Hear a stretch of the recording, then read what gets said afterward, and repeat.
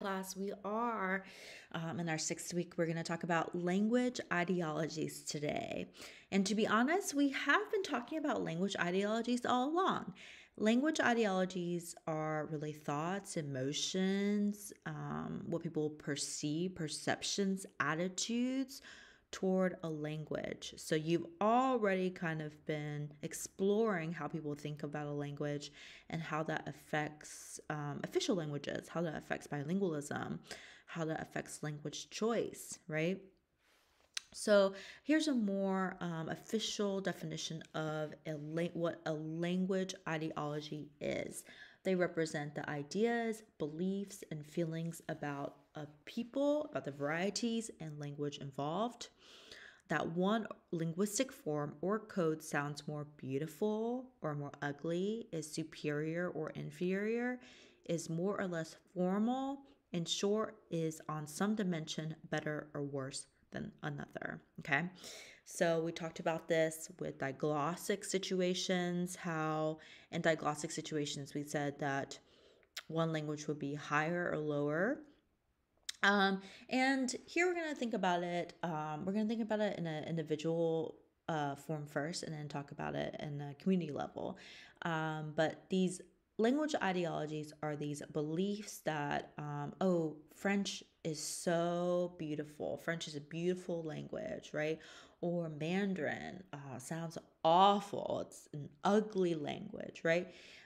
These are attitudes about language that have no bearing on linguistic reality, aka, there's nothing about French that makes it more beautiful or ugly than Mandarin. It's just how people perceive them, okay? It's just how people perceive them, and throughout time, throughout society, we're able to kind of develop these attitudes, these ideas, beliefs, and feelings. Just to give an example from your textbook, or sorry, this is from Irvine and Gao. But how do we come up with these attitudes? Okay, so it's not just that someone, is a baby and they grow up and they say, I was reflecting on my time as a baby and I really think English is an ugly language, right? It is something that throughout time becomes an icon. Okay, and this, we're going to talk about language, but this can be extrapolated to other things like how babies learn about, race, ethnicity, how people learn about culture, right? But just from a linguistic standpoint, iconization is when linguistic features index or represent social groups or activities, and they appear to be iconic representations of them. Okay, so maybe this is throughout time or throughout the like with media portrayals, certain portrayals or certain iconic representations of a language develops these attitudes or represents these attitudes throughout time, as if a linguistic feature somehow depicted or displayed a social group's inherent nature or essence. Again, as a reminder, it is not anything particular to the nature of these languages, but our perception of them. We're going to talk about perception. To give you an iconization, if I were to say Baltimore, right? Some people would think of Baltimore accent as like the Hun dialect, okay? So if you're not familiar, you're probably like me when I moved to Baltimore 6 years ago. I was like, what do you mean by Hun? And Hun is kind of like a person, maybe like a middle class, maybe a white, a Caucasian presenting woman with big hair from like John Waters movies, right? So it is like a way a group uses their language as an identifying factor of their group. Okay. And so for some of you, maybe you're not middle aged, maybe you're not white or Caucasian. Maybe you don't say Hun, okay? But this is a way that people represent Baltimore. It's just a way that people represent Baltimore. It's not the way, right? But throughout time in media representations, people really believe that Baltimore speech is like Hun, and like the way people dress is exactly what's represented in this photo. Um, Another thing that could be iconized throughout time is maybe like a Southern drawl. Okay, so if you talk like Matthew McConaughey, maybe you become an icon for being a Southerner in the United States. Okay, and it necessarily doesn't mean that it's a bad thing. Sometimes it can turn into a shibboleth, right?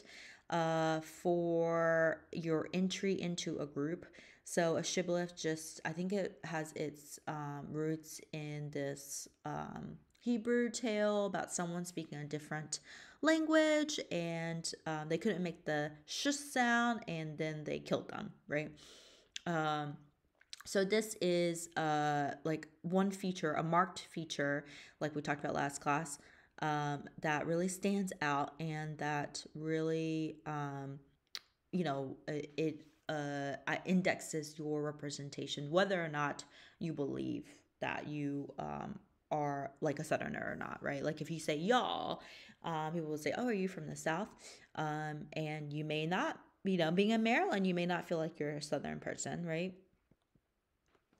So then, like when something becomes iconized, so it's like you take a feature, a linguistic feature, and you associate it with something, like a thought, an image. Then this image becomes recurse, which involves a projection of an opposition or salient at some level of relationship, right? Onto another level. Okay, so this becomes so propagated in the media that you don't even, stop to say, this person said y'all. Are they Southern? Right?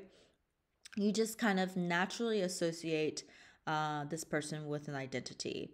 So, to give you an example, the actor who plays Dexter, I actually saw him one time in New York City, and I was like, "That's Dexter," and I think his real name was like Michael Hall or something, um, but I could not imagine him as anything other than a serial killer, right? Because he has just played a serial killer for I don't know how many seasons. So I just look at him and I just think serial killer. I don't know. Maybe you feel differently. Maybe another example would be like the guy who plays House. Um, in that this is like he's like a really and I think in real life he's British, but he has said in interviews like people have stopped him on the street and said like, "Hey, I don't like I don't like you," right? They don't say I don't like your character because he's obviously an actor, but because his image, his representation has been recursed throughout the years. It's on to another level where I don't like people just associate they don't even look at them as actors. They say I don't like you as a person, like you're rude or whatever. So recursion's really taking the iconized language and othering anyone with a different language identifiers. Okay, so think of the way Southerners from various states may identify each other by their draws. A Texan might say, "Oh yeah, no, we're from Texas, right? Our drawl is different from like someone from Tennessee." So that's maybe that's iconicized because you're taking a feature, you're taking a dialect that might be different. Now imagine the Texan thinking that the Tennessean isn't truly a Southerner because his language is different. Okay, so it's just like taking it to another level. And some of this, of course, is working with unconscious bias. Some of this is, takes years and years of, being propagated throughout the media about how we perceive, what we perceive of languages.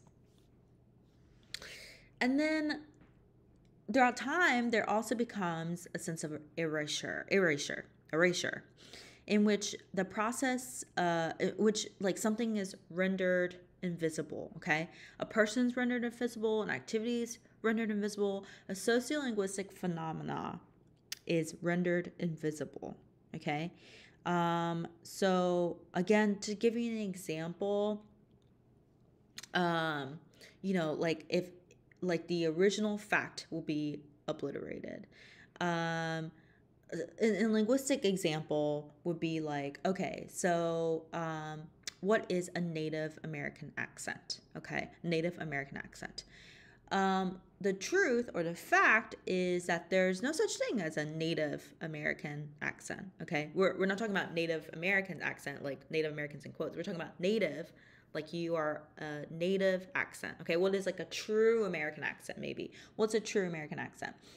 A lot of people will say, okay, I'm from the Midwest, so I have a true American accent. But you're obliterating the fact that it's socially constructed.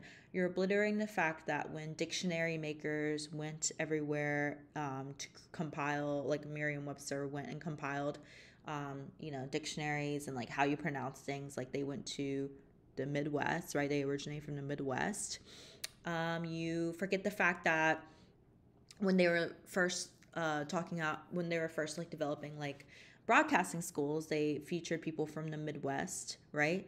And you also forget that people really didn't like New York accents, okay? Because people from New York, they associate them with being grimy, being dirty. People forget that, Italian Americans were looked at being kind of like gangsters or dirty, right? So you're really simplifying. You're leaving certain people, histories, or activities invisible, okay? So because you're going through and you're saying, okay, Dexter, he's a serial killer. You're not really going through the steps of being like, okay, Michael C. Hall is an actor. He was playing Dexter, right? Another example would be like if I said African Americans speak African American vernacular English, okay? And the fact is, some do, but some don't, okay? Because there's varieties of African Americans. Some may sound more Southern than others. Some may not identify, right, with speaking AAVE. African American vernacular English, like any other language variety, has changed throughout the years. So, what they speak might be very different. So like, just consider like the original, like uncover kind of the hidden truth, okay? Or why someone might be able to cover the truth. Sometimes it's not malicious, right? Like people aren't going out and saying like, okay, well, I really hate New York accent, so we really have to make sure that the Midwestern accent is the native one. I don't think anyone is really doing that.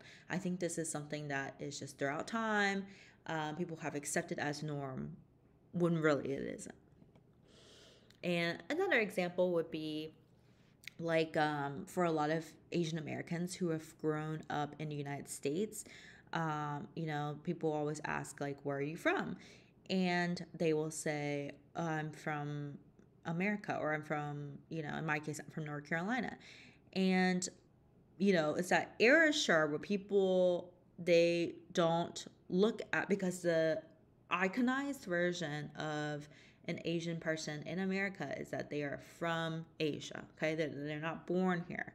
So again, you're kind of going through this recursion, you're othering, and then you're erasing, a sociolinguistic phenomena. You're erasing someone's identity, okay? So I really like this example because this person, is asked like, where's she from? And then she also like turns it back on the other person, right?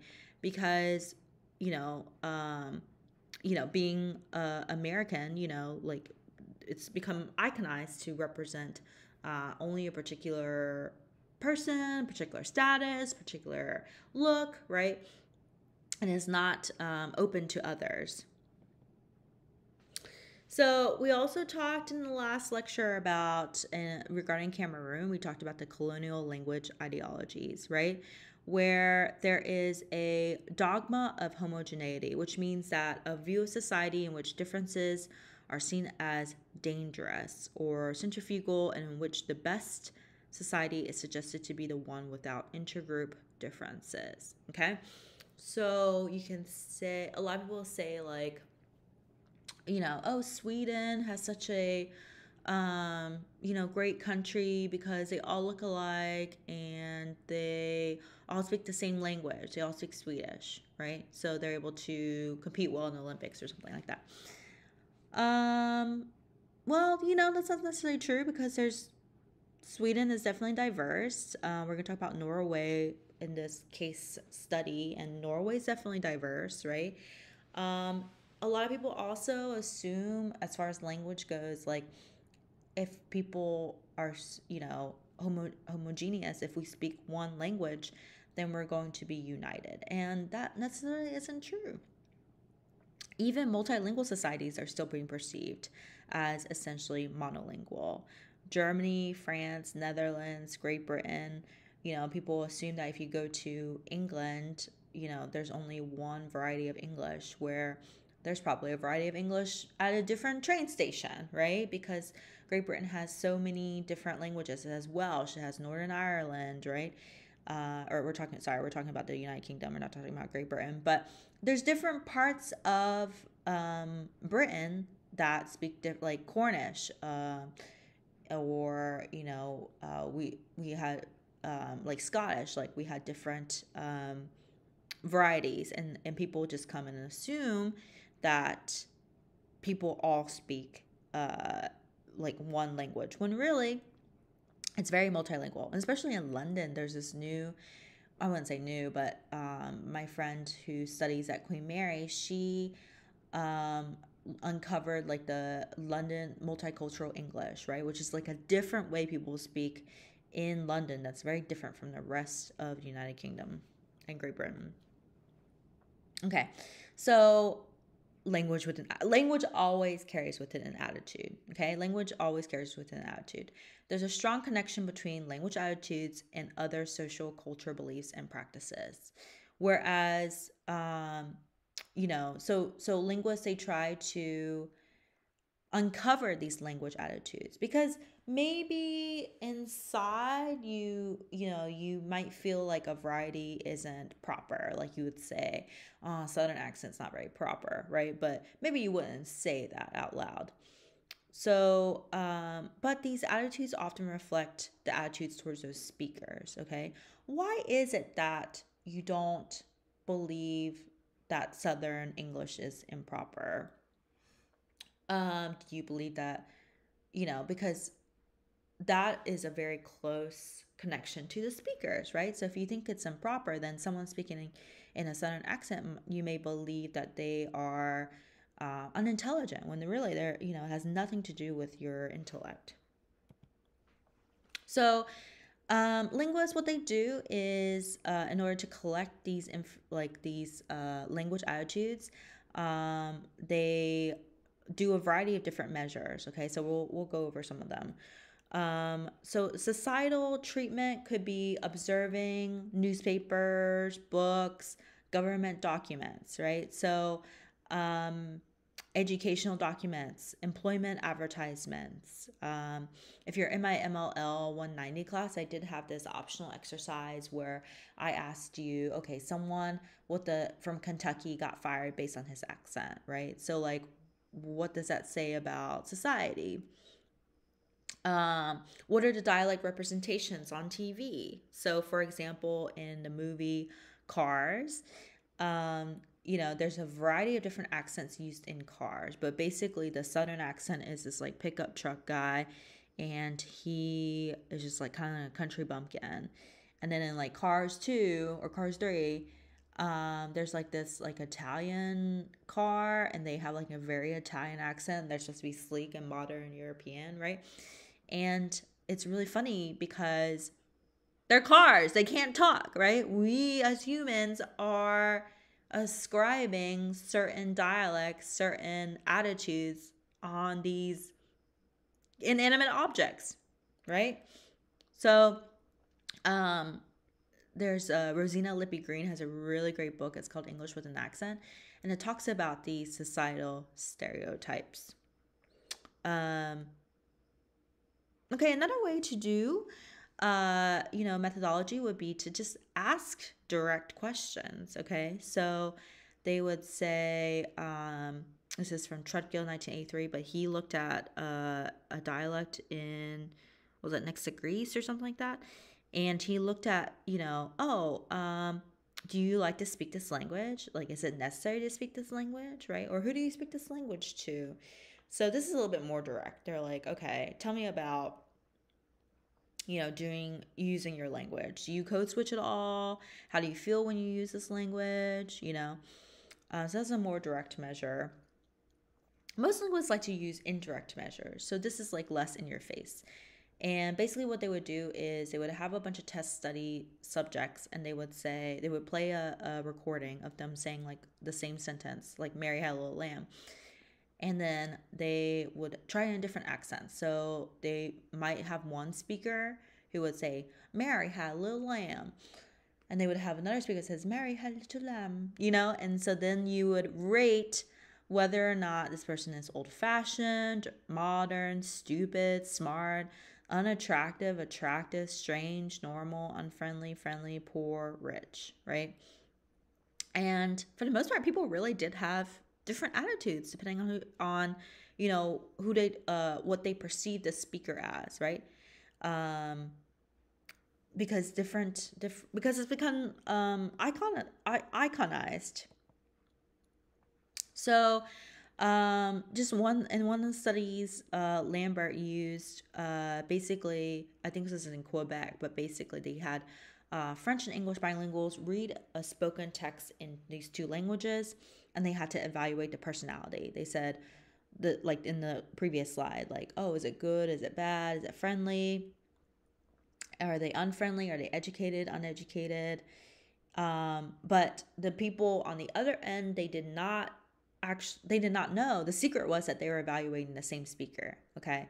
So, you know, there was nothing about the speaker that made them good or bad, or friendly or unfriendly, or educated or uneducated.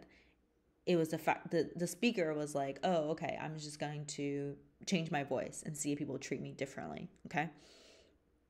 So the reaction to the same person differed on the language used or the linguistic affiliation of the person making that judgment. So, for example, if you're a francophone person, then you would maybe align with the French accent, you know, or the French spoken text, right? So it really indexed not only what society thought of your language, but also the individual rater as well. So the experiments like this found that there's differential power of particular social groups is reflected in language variation and attitudes towards this variability. And I think in this study in particular that they all rated English higher than they rated French. But this is back in the 1960s. So, you know, maybe that's changed nowadays. That was like 60 years ago. You know, but these have real world consequences, and we'll talk about this in a little bit later. But for example, there was a study that looked at TAs, and they and whether the teaching assistants had an Asian accent. And so if they had an Asian accent, they rated the TA lower. But the person who was having an Asian accent, basically they switched to like, you know, a more Native American speaking accent, like the one I'm talking to you in now. And then they got higher ratings, even though it's the same person, right? So people were able to make really fast judgments, just depending on you know, the kind of language choices that you use, even if it's the same person, right? It's not that the same person has, you know, is both friendly and unfriendly, right? And then, you know, so students really, they're very judgmental. Another way, you know, this is, I think he recently died, but he is a linguist who would go around and he would ask people, he mostly just like hopped on a train, like he was like a train hopper, but maybe he paid for it, but he basically just asked people like, hey, like, do you think that you can like, I have a map of the United States here. Can you like tell me what do you think of about this region, right? So, you know, so people equate, what he discovered was people equate language with a standard language, and everything else is a deviation. And if you deviate from the language, then that means that you're lazy, okay? Or that you don't have an aptitude to learn, okay? So a lot of people say this about standard American English, like, you know, like, oh, if you belong to a certain group, then, you know, it's not hard to learn English. It's not hard to learn standard American English. Like, oh, you should just code switch. And that carries with it a lot of different attitudes, right? Because again, with code switching, with diglossia, there's always a power dynamic. So here we're kind of an example of like the types of maps they used. So they would say, okay, here it's like Southern talk, right? And someone put the worst English in America, okay?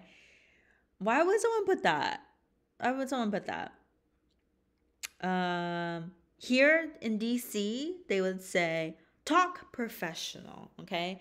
People talk professional in DC, which I find so interesting because a lot of people tell me that DC is Southern. So how do you get from the worst English to DC talk, right? And what does that have to do with social class, right? Because social class is also a big predominant like it contributes to people's attitudes. Hispanic accent in Texas, okay? Why do you say Hispanic accent? Like what are you trying to say here? Okay. Hawaiian slang of island talk. What does island talk mean? This person thinks that people from California are stuck up, a stuck P sound. They're high class, partying slobs. Okay, well, people got attitudes. So, again, these attitudes to language, they reflect attitudes to the users and the uses of language. But the important thing to note is that there is nothing intrinsically beautiful or correct about any particular sound, okay? Linguistically, there's nothing more beautiful about a Southern accent. There's nothing more beautiful than a DC professional talk. There's nothing more beautiful than a stuck-up Californian, okay? Because these are different language varieties, okay? It's not, it's like beauty is in the eye of the beholder, but it's even more than that. It's not like people have different opinions. It's just like language happens, and language is neutral, and language is a consequence of how you're raised and who you associate with and your identity, and it's less to do with whether something is beautiful or not. So people develop attitudes toward languages which reflect their views about those who speak the languages and the context and functions of which they are associated. So basically that just repeats everything that I told you about how when someone says something, right? Like I think this person like they circled Texas and they said Hispanic talk. So this person has an attitude about the way that people in Texas talk, and it is maybe racially motivated. They're trying to say something, right? Because they didn't circle Texas and said they speak Texan. They circled Texas and they said Hispanic talk. So I wonder if this person has an attitude about, who belongs in Texas and who does not.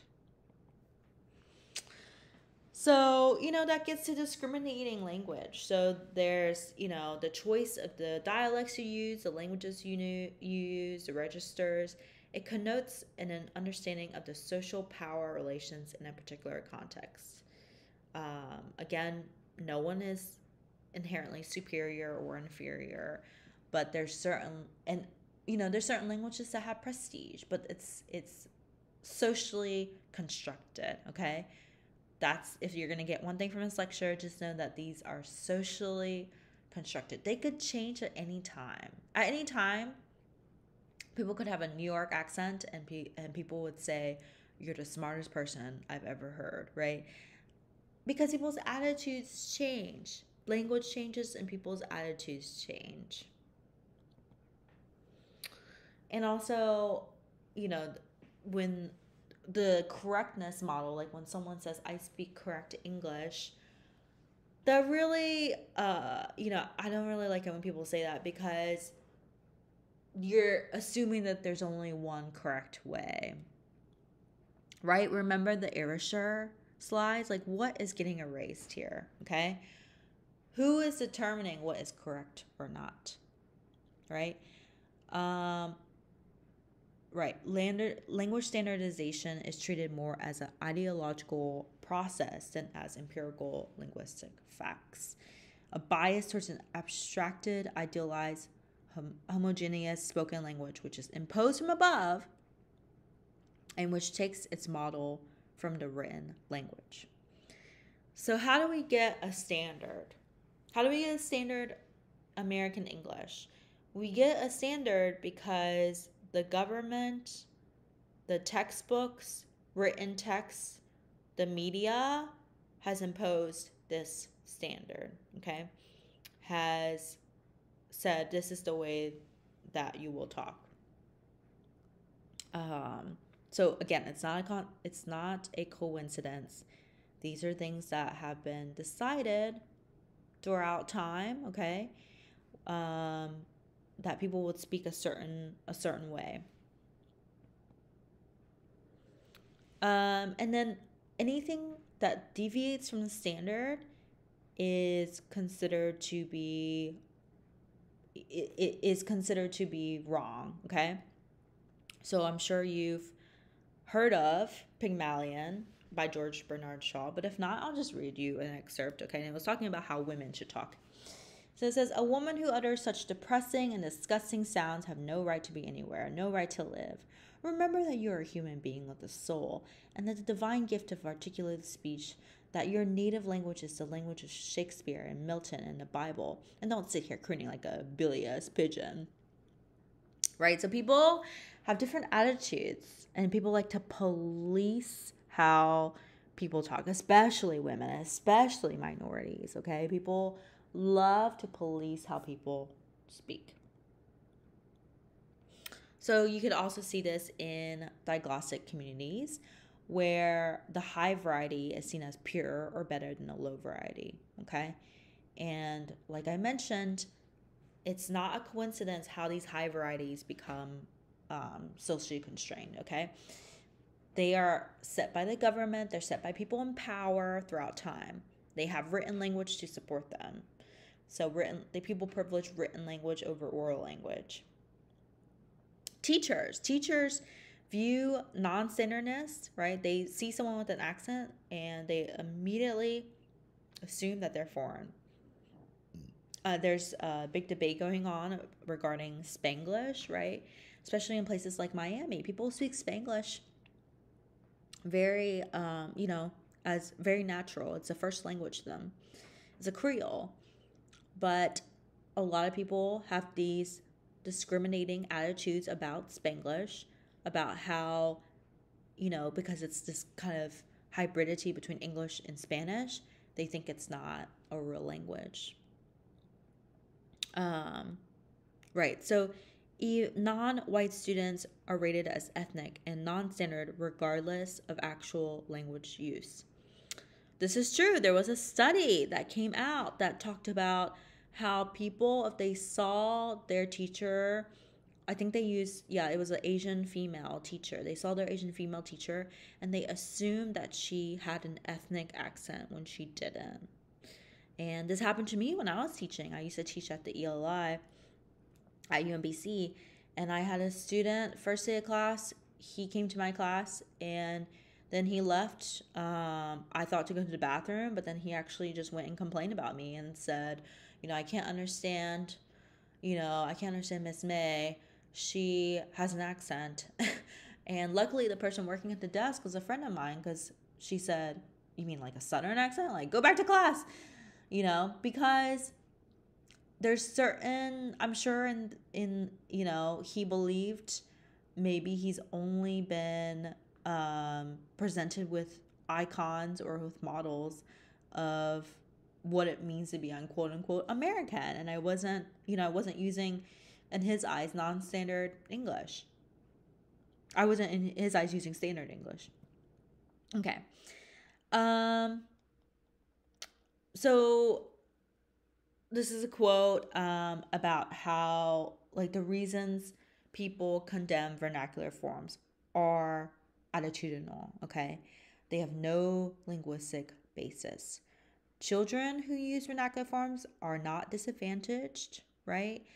They are disadvantaged by negative attitudes, okay? So it's not like if children are using different languages, they're bilingual, they're multilingual, they learn different dialects, they code switch. People assume that they are not learning quote unquote a pure language. That's not harmful, okay? What is harmful is a negative attitude. Attitudes which derive from their lower social status and its associations in people's minds. Okay, what people believe about languages and discriminate about languages, about how people are, is very harmful. Okay, to give you an example, I talked with a gentleman who he is half Filipino, half white American, and his dad was Navy, so he mostly grew up with his predominantly Filipino family in the United States in Virginia Beach.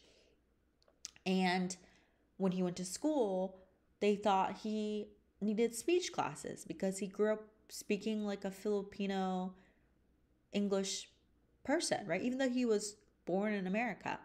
So he was put in speech classes until basically he said he exited. He was actually put in learning disability classes, right? Until like, and this is a young gentleman.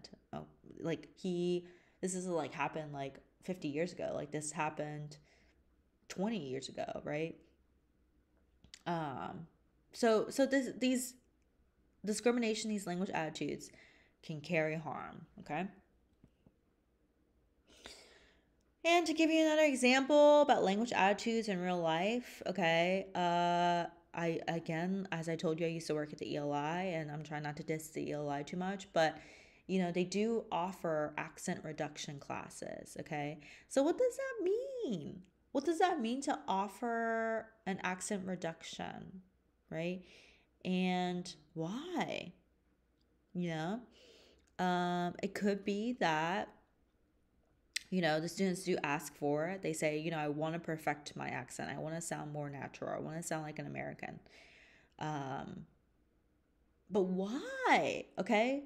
I just want to know why. What are the nature of these language attitudes? Why would you want to sound quote unquote American? Why do you want to reduce your accent? Why is it on the person speaking and not on their interlocutor? These are good questions. I want to know. All right. So also real life examples. I'm going to show you. Today's case study is on the Sami people in Norway. Okay. Ideologies and attitudes in Norway. The Sami people. Okay. So the Sami people, they're an indigenous tribe. I don't want to say tribe. Indigenous people who are sprawled out in these 4 countries: Norway, Sweden, Finland, and Russia. Okay, so you can find Sami people who live in these 4 countries. And they're historically nomadic, and they do reindeer. And if you're like me and didn't think reindeer existed, surprise, reindeer are real. And the Sami people, they used to I don't want to say rein in the reindeer, but they used to like live with them and use like reindeer meat and stuff like that.